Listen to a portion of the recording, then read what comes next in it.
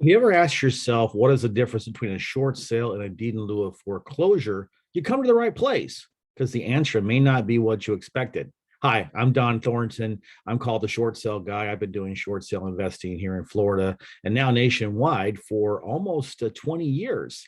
And I know probably all there is to know about short sales, deed in lieu of foreclosure, anything else you would need under these subjects. So let's talk about it. In this video, I'm going to tell you about what a short sale is. Then I'm going to explain to you what a deed in lieu of foreclosure is. And then I'm going to tell you which one to avoid at all costs. And let me tell you, you're going to want to hang around for that. So what is a short sale? A short sale is basically when a homeowner owes more than what the property is worth. For example, if let's say that the property is only worth $150,000, but the homeowner owes $180,000, then the homeowner is basically $30,000 upside down or underwater or has $30,000 negative equity. It depends on what jargon you use. I prefer upside down. That's what I grew up with. That's what I use. So that means that the homeowner cannot sell the property with a full payoff. Because let's think about it. Why would the homeowner want to, why would any buyer want to do that? If all the comps in the area are showing 150,000, if all the homes are selling for $150,000, then what buyer in his right mind is going to offer $180,000 just to get the homeowner out of a bad situation and get a full payoff? It's not going to happen. So about 30, 40 years ago, not really sure what exact date it was, but the mortgage companies decided to offer homeowners in upside down houses an alternative to just let it go to foreclosure auction and basically just taking the credit consequences. And it's been a very bad thing. Now, before you think to yourself that, well, what generous institutions these banks are, they're going to help out the homeowners. No, they did it for their own self-interest because they figured out that they're in the money lending business. They're not in the business of owning real estate. They don't want to own real estate. Think about it. If that was the case, why in the world would they not have huge portfolios of foreclosure houses that they own and now rent out? They don't want to do that. It's not their primary purpose. They don't want it. But they figured out that if they take the property back at a foreclosure auction, they take it as a bank-owned property or as a real estate-owned property, REO, then that would mean that they have to have all these holding costs. They have to, spend money they don't want to spend, hire a realtor, put it out there. They figured out that if they just let a buyer like myself, my company buys short sales all over the country. If they let a buyer like myself negotiate with them to be able to buy it with a less than full payoff, which that's what it means. A short sale means it's going to be short the full payoff. Then they will get rid of the property more quickly, get rid of the mortgage more quickly, and they won't have any additional cost. And their statistical apartments have basically figured out that they mitigate their losses better with a short sale than they do with letting it go to foreclosure auction. And so it's also very attractive for the homeowner because the homeowner doesn't pay any closing costs, doesn't pay any costs at all. The homeowner gets any mortgage amount left over after the sale of the property is written off and forgiven. So it's a great deal for the homeowner. And so basically in this scenario, if the homeowner owed $180,000 and it sold for $150,000, there's $30,000 left over, then that would be forgiven and the homeowner would not owe that anymore. And it's much less of a ding on their credit. So that is a good deal for all parties involved. Okay, so I want to just let you, if you find this interesting, if you think that this is something that is valuable to you, I do these videos all the time. My mission is education. I want to educate homeowners.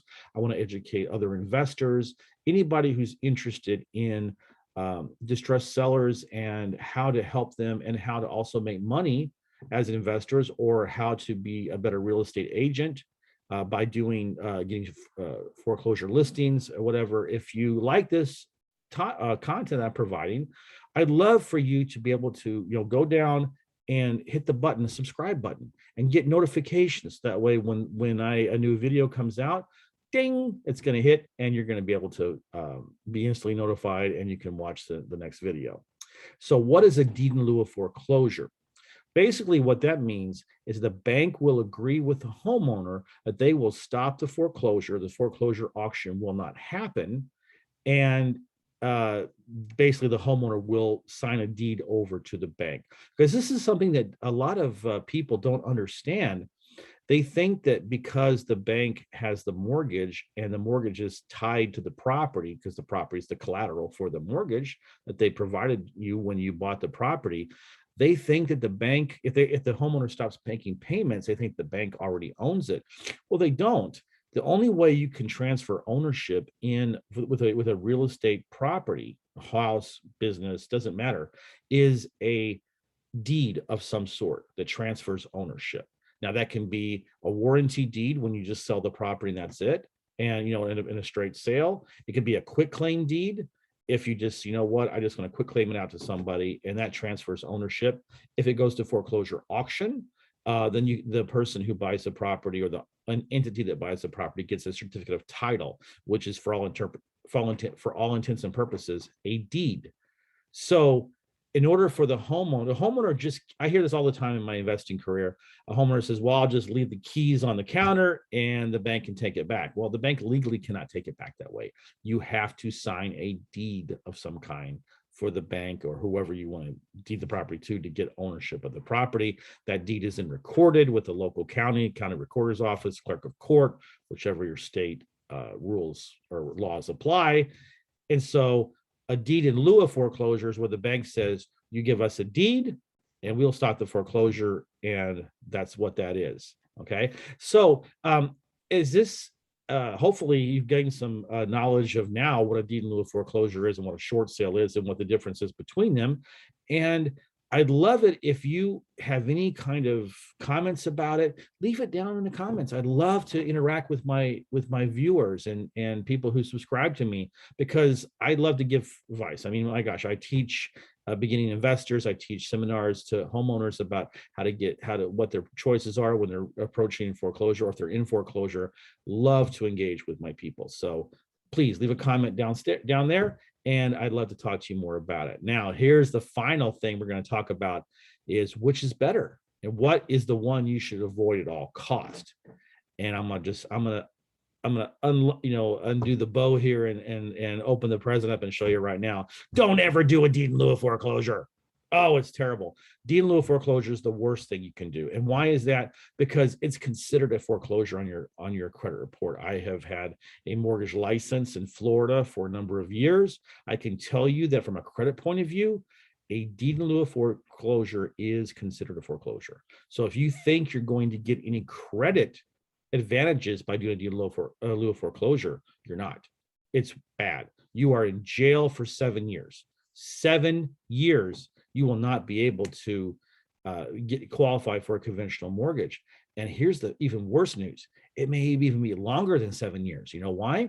Because the mortgage, your mortgage that's in foreclosure, is not closed out officially until it's paid off, or at least partially paid off. So what's the bank going to do? They're going to get the property and they're going to throw it out. Oh, they're going to hire a real estate agent. They're going to throw it out there on the market. They're going to put it high. They want to try to get as much money as they can. So that property could sit there. Folks, I have seen houses that the bank has taken back in deed in lieu of foreclosure. They've sat for 2, 3, 5 years. And so all that time, the homeowner's mortgage is not closed out. That's 7 years to qualify for a conventional mortgage could easily turn into 9, 10, 12. So it gives you no advantage at all. And I hear a lot of homeowners say, well, at least you're going to give me cash for keys. You're going to give me money. If I deed the property over to them, they're going to give me some money, $3,000, $5,000, and they're going to help me, to help me with my moving expenses. And I would say to you, if they're going to offer that in a deed in lieu, they're going to offer it to you in a short sale. Okay. Short sale is by far the best way to get out from under a bad situation. Why? Because you can qualify for a conventional mortgage 2 years after your short sale is closed. Second of all, it's done. It's out of your hair. You don't have to worry about the mortgage being out there zombie land for 2, 3, 5 years, like with deed in lieu of foreclosure, because once that closes and the new owner owns it, your mortgage is done. It's canceled out.